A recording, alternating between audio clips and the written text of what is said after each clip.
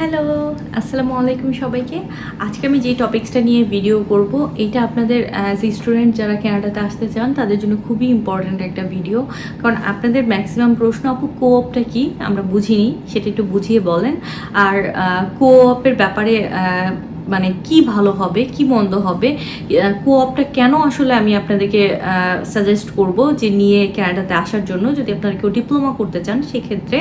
এছাড়াও আরও একটা জিনিস যেটা বলবো সেটা হচ্ছে আপনাদের জবের ব্যাপারে। সো অ্যাজ এ স্টুডেন্টস আপনারা আসার পরে যে 20 আওয়ার্স জব করতে পারবেন সেটা তো রয়েছেই, every week 20 hours part time job. এছাড়াও আপনাদের গ্র্যাজুয়েশনটা কমপ্লিট করার পরে যে জব রিপ্লেসমেন্ট আর জব প্লেসমেন্টের বা ইউনিভার্সিটি থেকে যে জব প্লেসমেন্টগুলো হয়ে থাকে নর্মালি সেই ব্যাপারে। কারণ আপনারা যারা অ্যাডমিশন নিতে চাচ্ছেন এখনও কানাডাতে আসার জন্য বা প্রিপারেশন নিচ্ছেন, আপনাদের যদি এই জিনিসগুলো মাথায় থাকে সেক্ষেত্রে আপনাদের জন্য খুব ইজিলি একটা জব পাওয়া, এবং জব পাওয়ার পরে ইজিলি খুব like after 1 year you can apply for your PR, which is really important for your settlement in Canada. So আমি এই টপিকসগুলো নিয়েই আজকে বেসিক্যালি আপনাদেরকে বুঝিয়ে বলবো কীভাবে কী করলে আপনাদের জন্য বেস্ট হবে ইন ফিউচারে। তাহলে ভিডিওটি দেখার জন্য আমার সাথেই থাকবেন।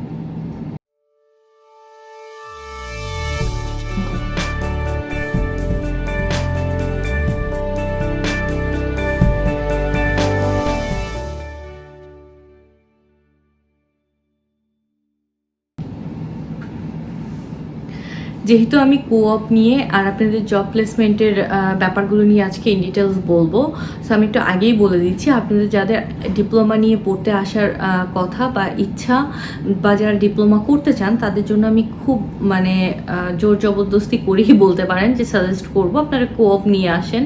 কারণ কোঅপটা নিয়ে আসলে আপনাদের জন্য একটা জিনিস সিকিউর হয়ে গেল যে আপনাদের একটা জব এক্সপিরিয়েন্সও হয়ে গেল, সাথে আপনাদের জন্য একটা ফিউচারে একটা জব পাওয়াটাও খুব ইজি হয়ে যাবে। কারণ কি আপনারা যখনই কানাডাতে নতুন অ্যাজ এ স্টুডেন্ট একদম নিউলি ফ্রেশলি গ্র্যাজুয়েশন কমপ্লিট করবেন, তখন কিন্তু অনেক কোম্পানিতে যখন জব করতে যাবেন তখন তাদের একটাই প্রশ্ন থাকবে, ওয়ার ইজ ইউর এক্সপিরিয়েন্স।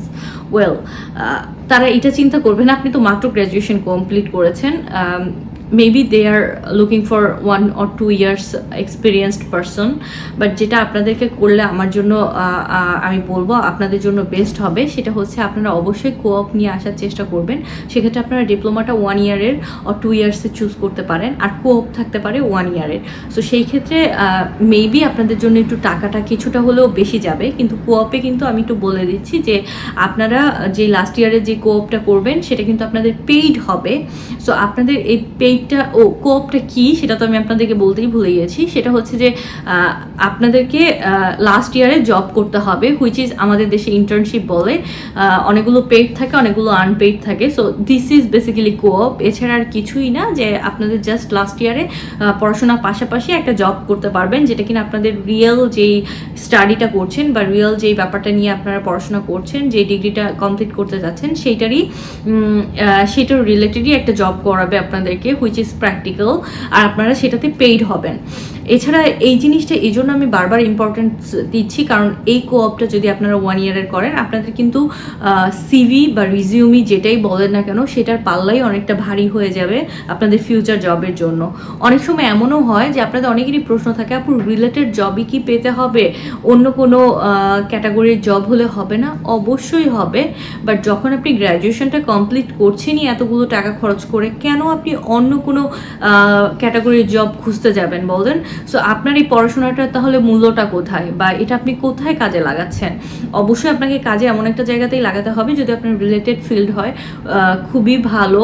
কারণ আপনি এই রিলেটেডে পড়াশোনা করেছেন ক্যানাডার এনভায়রনমেন্টে, ক্যানাডার মতো এত ভালো একটা ইউনিভার্সিটি থেকে, তাহলে কেন সেই রিলেটেড জব খুঁজবেন না? কারণ পিএমপি যখন আপনি করবেন, আপনার পিআরের জন্য পিএমপিতে যখন আপনি অ্যাপ্লাই করবেন, তখন কিন্তু অনেকগুলো প্রভিন্সে এটা রিকোয়ার্ড যে আপনার জবের সাথে রিলেটেডই হতে হবে আপনার যেই স্টাডি ব্যাকগ্রাউন্ড সেইটা।